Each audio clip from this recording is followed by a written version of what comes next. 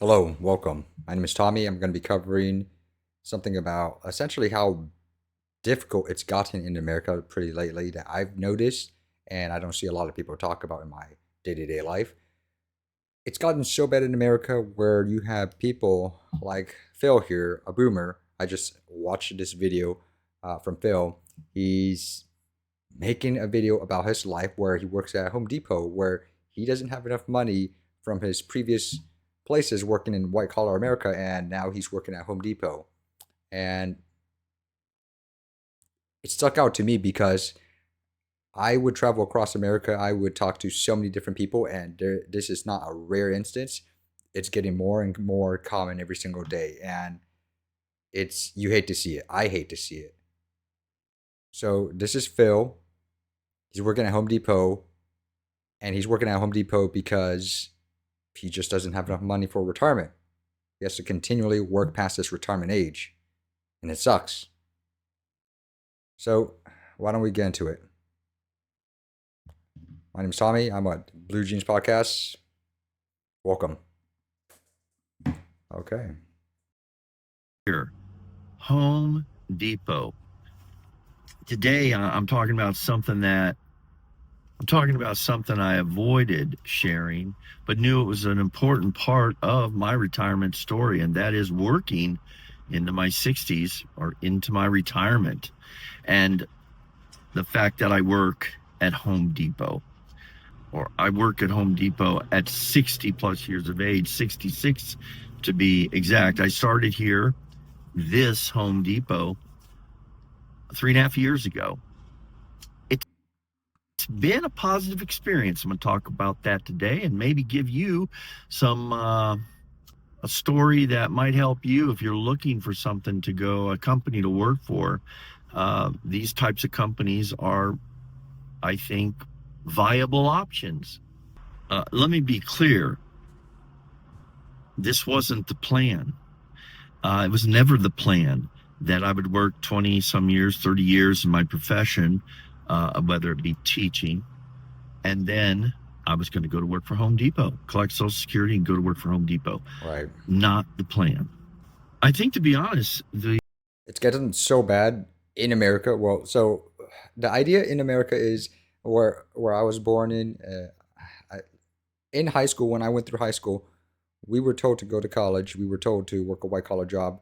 This guy's done it. He's been a teacher, worked in white collar America. The name of the video is essentially my unplanned Home Depot retirement job from 401k to uh, aisle worker, like working in a Home Depot aisle. And 401ks, retirement plans, it's not enough. That Social Security, it's not enough. And it's so common. It's so common. the avoidance of wanting to talk about Exactly. working in retirement is a level of embarrassment, shame, even that here I am working uh, at Home Depot. I guess I'll throw this in here now. Remember the threats of if you don't pay attention in school, by your teachers or whoever, if you don't study, you're going to be working at Home Depot. I Exactly. think back then, what I remember people saying is, you're going to end up a Walmart greeter. And I might make a video about that because that demeans the person you're talking to. But you know what else? It also demeans the person that's doing that job. And I have a story about a Walmart greeter, and it's a good. Right. So everyone was pushed to get a high paying job during high school, go to college, get that job, make a lot of money. You have that dream life. It's going to be all guaranteed in a way, especially when I went to high school. They told us, they pushed everybody to go to college. You go to college, you'll make millions of dollars. Specifically, my experience, and everyone else, I'm pretty sure it's pretty similar. My experience was they told us to go to college. You make millions of dollars more than people that didn't go to college. You wouldn't end up digging holes on a construction site or something like that, or working at Walmart, or in this case, Home Depot.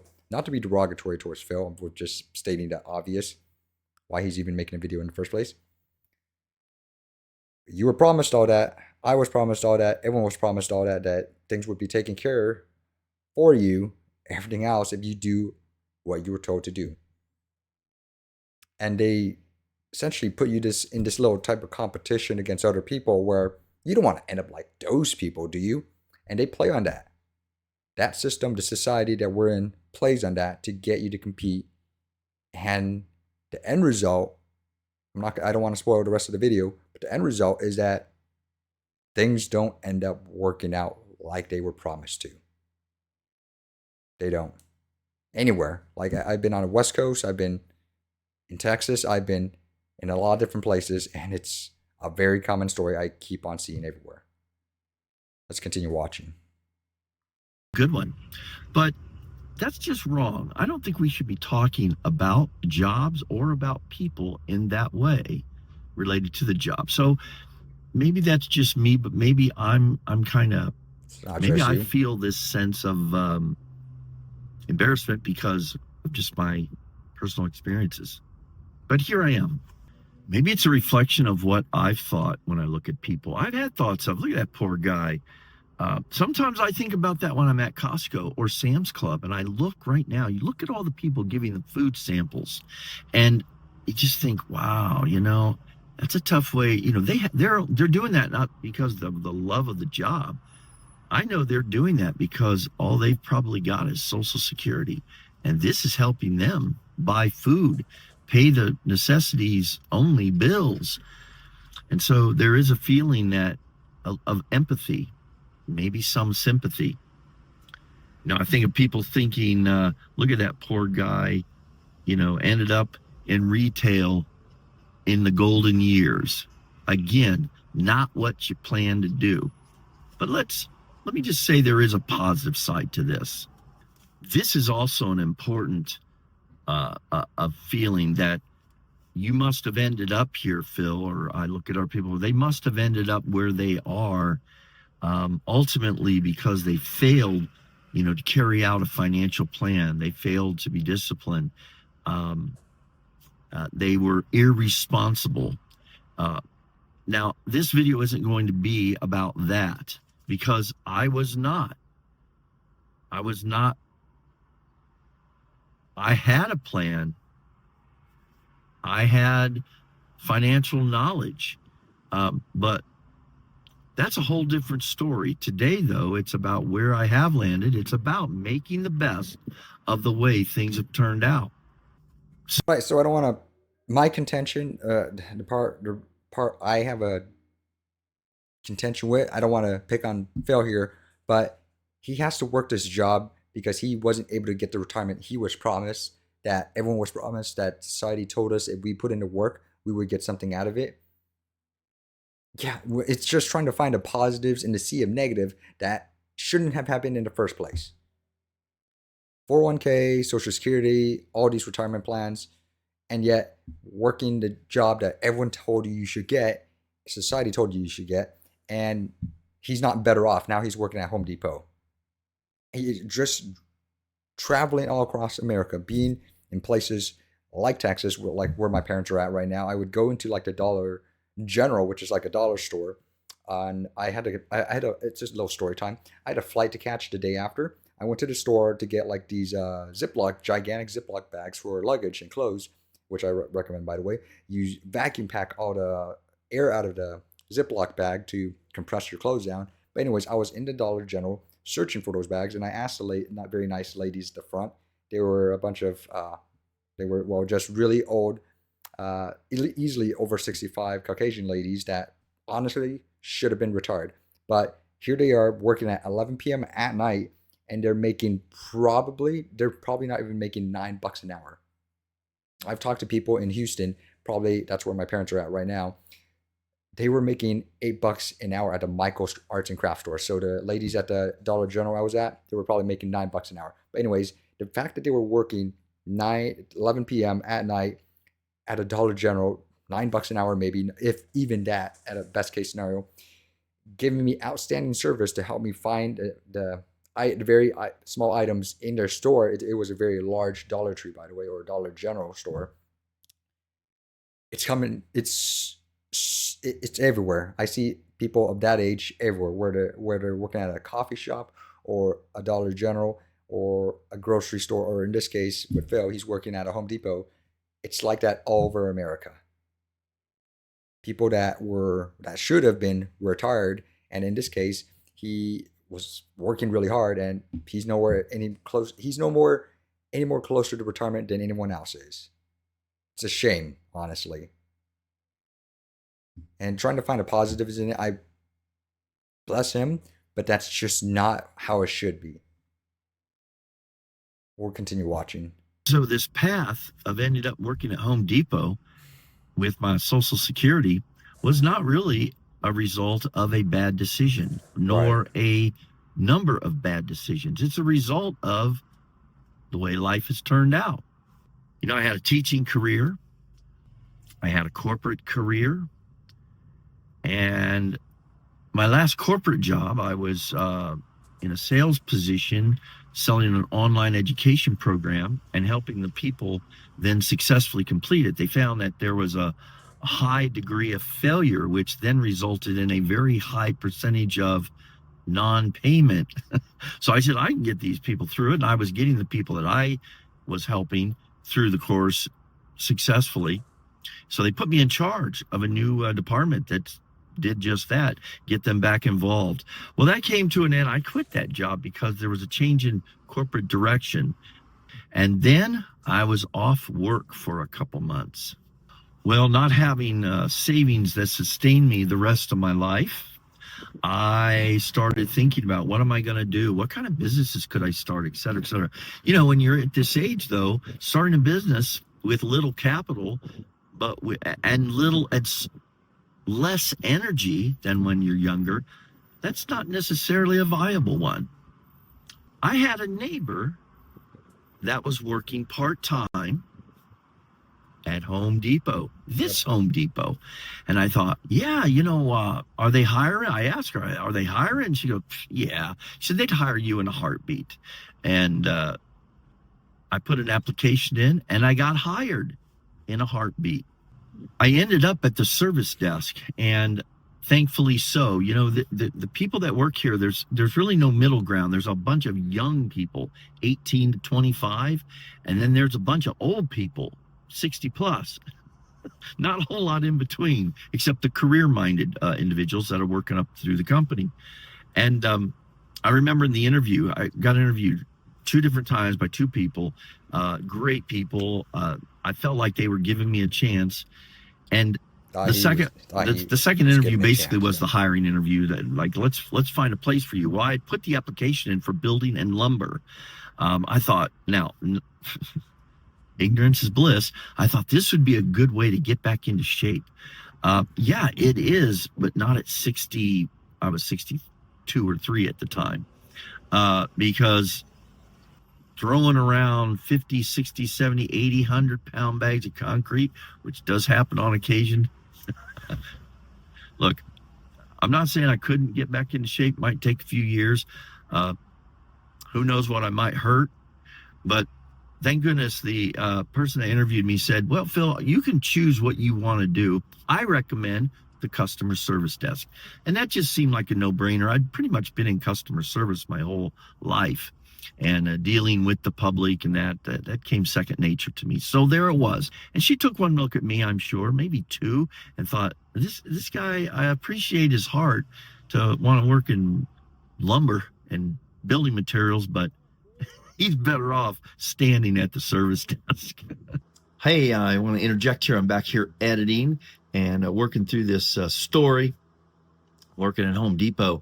And two things. Number one, if you're at this far and you're still listening, would you mind subscribing, I liking? would recommend It is going to important, check out his and I would channel. really It's Phil. appreciate it. Number His two, channel's called the other thing I want to say as a positive coming up about working at Home Depot is the amount of What's Up Boomer. the That's his younger channel people name. that will help Guys, you check it out. out. When I do have to Tell him load an 80-pound bag of I concrete sent or you over move there. it, Tommy did. they always step in and say, Phil, let me get that for you. And then I joke around with them saying, when I was your age, I used to do 2 of these, 1 in each arm. I started part-time, as everyone does. Within a month, they offered me full-time if I'd be a closer. I said, no way. And to be honest, there was an adjustment period of actually standing on my feet all day. Something when you're younger, you don't give a second look or a second thought of. But on top of that, it's a concrete floor. And that was a challenge, although I overcame that pretty quickly. Well, after about 8 more months, I was working 26 to 30 plus hours a week, sometimes 40. And I thought, I could use those benefits versus what I had with the government ones. And I decided if I just added one more day here, I could get the benefits. So that was a big plus. On top of that, I obviously enjoyed working in this Got one environment. thing to say. And It's for this just usually with places like these, minimum wage places like a Home Depot or wherever, McDonald's, Walmart, generally they're not going to give you full time because for the most part, you guys can probably relate to it. Let me know. Most of these places aren't going to give you full time because they have to give you benefits, which is an additional cost to the business, and so they'll usually give you part time. That's what the business can do. The place that can give you a job, and not only that, they'll give you part time, but also demand full availability. And that's an issue because if you wanted two jobs to be able to have full time hours so you can make more money, it might conflict with the weekend. So the weekend, most workplaces want you to work weekends if it's one of these type of uh, entry level position jobs at Home Depot or HEB, which is a supermarket chain in Texas, McDonald's, Walmart. These places demand part time, part time hours for no benefits and also full availability on a weekend, which would conflict to getting a second job. So it's like a no-win scenario, and that's I understand it. It's from an economics lens that that's what the business can afford, so that's what they can give, and that's the only thing they can give, and it's it's just terrible. If you're in the position of working a part-time job, you're just not going to have the benefits of a lot of things. Like Phil's lucky he can get some benefits, but it's not like that in most places. company, it was a good move. Let me talk a little bit about the positives of having a full part-time or full-time job in retirement. And I even think, and I've met a few people that even have thought about. Like I said earlier, he has to find the positives. I don't want to. Yeah, I'm picking on him, but it's for a good reason. He has to find the positives, but he shouldn't have to. That's the thing. He shouldn't have to.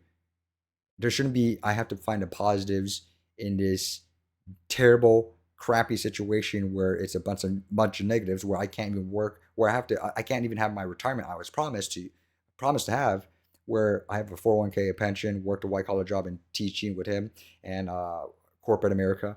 He has all of the benefits, but it's still not enough. And he did everything he was told to, and he's still not retired. And he's working at Home Depot, where for the most part, he's having a better time at compared to a lot of other people because most of the time they wouldn't even get full time. They wouldn't even get benefits, and they wouldn't be working only counter desk. They would be doing some other work that was a lot more strenuous, more hard. This story isn't as common where he's getting a lot of full time benefits and all that benefits the positives he's getting. A lot of other places are like that. Like I said, at the Dollar General when I was in Houston, preparing for a flight out to California, because I was just visiting my parents in Houston, Texas. The old ladies at the Dollar General working at 11 p.m. for less than probably $10 an hour. They were giving me outstanding service. I was making them. I was making their day at 11 p.m. just by entertaining them with a conversation on how to save money on flights to get cheap flights. Is by the way, a cheap flight hack is to go with Spirit Airlines. Make sure you don't get one with a long layover, and you also don't have checked bags. You try to fit as much as you can into one backpack.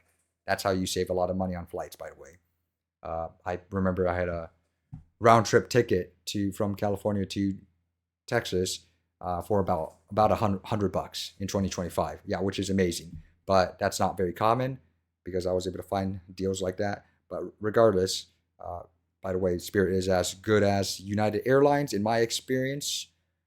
Even though United Airlines would cost 3 times as much, I've been on different airline flights. But anyways, throughout America, it's very common seeing people past retirement age working. My dad worked past retirement age. It's terrible. What's the solution? Well, the solution is just to kind of see where America's heading, find other people that can also see it as well, and just don't turn on the blinders where they're only just looking in front of them, maybe 20 feet ahead, and they're just ignoring everything else. There's a lot of people that do that. People my age, people people are derogatory, like towards boomers. People are derogatory towards boomers. They hate boomers. I think it's a little unconfounded the hate towards boomers. Anyone would have done the same thing as they have done, but the hatred between the generations is so beyond. It's beyond that. People in my generation, Gen Z, or as colloquially called, the Zoomers, a lot of them are doing drugs. They're doing alcohol. They're drinking. They're partying. They're in college. They don't know what to do. They're depressed about the future. They're having days that they're not impressed by, and they have friends that are. If they're not like that, then they have friends like that. It's getting to the point if you are not dialed in, you know exactly what's going on, you know what's going to happen in the future, and most people wouldn't. I wouldn't blame them because it's the society's built on a way where they want you to just focus on the thing right in front of you so they can better control you and your productivity. Yeah, it's gonna, you have to be so dialed in now to do everything correctly, not what society prescribes, but do everything correctly for yourself to even make it now, to even make it past retirement, or else you're going to end up like Phil working at a Home Depot. And not to be mean towards Phil, not to be mean towards him, but trying to find the positives in the sea of negatives shouldn't have occurred in the first place. And it's not his fault. It's just it's just a picture of how society is and how it's progressed and how it's gotten so much more crappy. So much more crappy. Know so many people like that from Texas, New Mexico, Arizona, California, everywhere. This is not a rare story. I'm covering it because it's important, and I like to talk about other people and their lives and what their experiences are like. Unreal. Doing this and are doing it, and they have a retirement fund. They don't have to work, but they're choosing to work. But why would you do it? Well, number Exactly. one is the social interactions. You know, the couple months that That is a part of it. I didn't work, social interaction became a minimum, and it that as much as anything can affect you, not so much physically, although the sitting around isn't Yep. good, but mentally, emotionally. Lacking that social interaction is not healthy, and it can really bring you down. I remember telling my doctor one time, "Hey, I'm just not feeling good. I feel I'm tired. I'm not, I've never been this pessimistic in my life before." And all he said was, "We all feel that way, Phil." I was looking for those happy pills, but I was kind of glad he had. I'm glad he handled it like he did. Well, getting this job was an immediate socialization booster, and it's been so positive. It gave me an opportunity to meet all kinds of people, not only to work with all kinds of people, uh, which is good, and make new friends, but an opportunity to meet all kinds of people that come in the store, uh, people like you, and for the most part, it's fun to meet these people, all walks of life, all kinds of professionals, blue collar, white collar, and it's fun to engage them, which is what I tend to do. I'm not just there to do a return for you or give you some advisement on the products or put orders in for you. I'm there to just shoot the breeze with you sometimes. And as a result, I now have regulars here that will come to me and say, just start talking about how's it going, ask me questions about my grandkids, or I with them. And that's been good. As a matter of fact, Yeah, I'm gonna stop it right there. I've worked jobs like this when I was going through school. I would be living a great. I would be on my purpose, my mission. And some of you I know talk to you in real life. I've asked you about your purpose, your mission. I would look forward to jobs, even if they weren't the best jobs, interacting with people in that way. And that was because I found fulfillment not in making other people happy exactly, but because myself, I found fulfillment being on my purpose, that it just spread out that positivity. And I noticed that in my time at these stints, these jobs where people are essentially making minimum wage, some people wouldn't exactly like it because they themselves aren't living the best life. And it's kind of sad because it just tells you how terrible society can be towards a lot of people, where they aren't exactly looking forward to their job and that they are not, they're so out of it that they aren't exactly the most warm or happy person when they see other people who are being very warm and happy because, well, this guy has something that I don't have. And I'm not to say that I'm better than these people, but some people just don't have that purpose in their life where they have that radiant energy where they just look forward to everything, even the terrible stuff, like a freaking processing a return at your minimum wage job. I actually look forward to doing stuff like that. I didn't mind it because I was living exactly how I wanted to live, even if it didn't have all ups and some downs. I was doing exactly what I wanted to do, and I was where I needed to be in order to live the life I wanted to live.